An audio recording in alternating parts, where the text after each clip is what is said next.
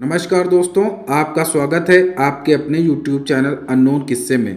मित्रों, आज की वीडियो में हम जानेंगे कि कैसे हुई थी कलयुग की शुरुआत और इसको जानने के बाद आपके रोंगटे अवश्य ही खड़े हो जाएंगे। मित्रों, भारतीय संस्कृत सबसे प्राचीन है। सनातन धर्म विश्व का सबसे प्राचीन धर्म है। हमारे पुराणों में 4 युगों का वर्णन मिलता है: सतयुग, त्रेता युग, द्वापर युग और कलयुग। कलयुग को एक श्राप कहा जाता है। क्या आपको पता है कि इस पृथ्वी पर कलयुग कैसे आया और कैसे हुई थी पृथ्वी पर कलयुग की शुरुआत? चलिए आज हम आपको आज की वीडियो में इस बारे में बताते हैं।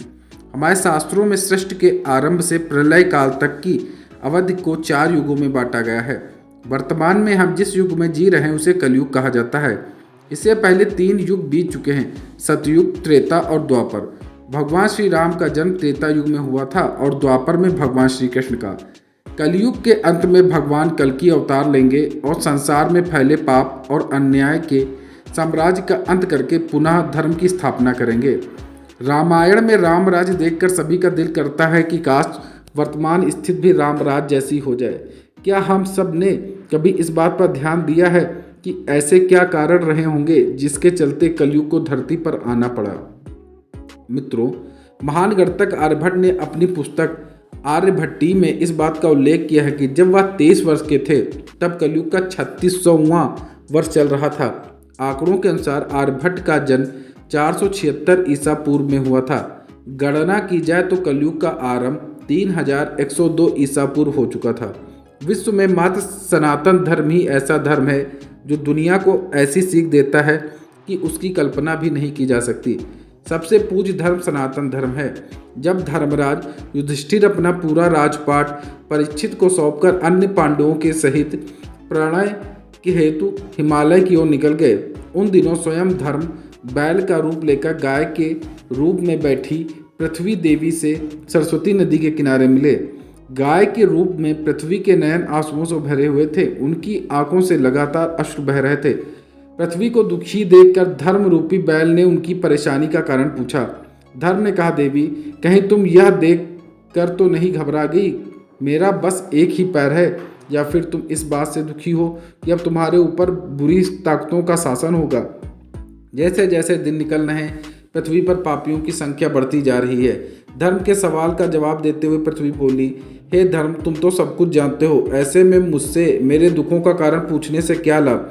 सत्य, मित्रता, त्याग, दया, शास्त्र, विचार, ज्ञान, वैराग्य, ऐश्वर्य, निर्भीकता, कोमलता, धैर्य आदि के स्वामी भगवान श्री कृष्ण के अपने धाम चले जाने की वजह से कलयुग ने मुझ पर कब्जा कर लिया है। श्री कृष्ण के चरण कमल मुझ पर पड़े थे, जिसकी वजह से मैं खुद को सौभाग्यशाली मानती हूँ, परंतु अब ऐसा नहीं है। अब मेरा सौभाग्य समाप्त हो चुका है। धर्म और पृथ्वी आपस में बातें कर रहे थे, इतने में असुर रूपी कलयुग आ पहुंचा और धर्म और पृथ्वी रूपी गाय और बैल को मारने लगा।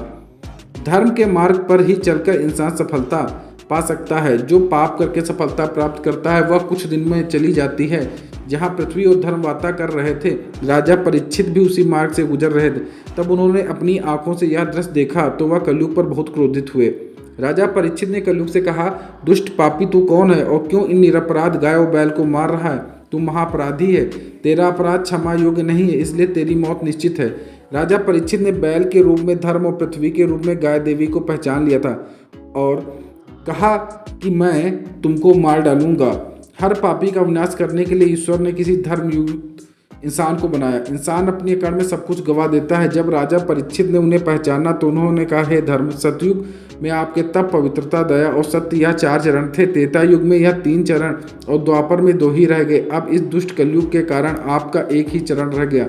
पृथ्वी देवी इस बात से दुखी है। इतना कहते हुए राजा परीक्षित ने अपनी तलवार निकली और कलयुग को मारने के लिए आगे बढ़े। राजा परीक्षित का क्रोध देखकर कलयुग थर-थर कांपने लगा।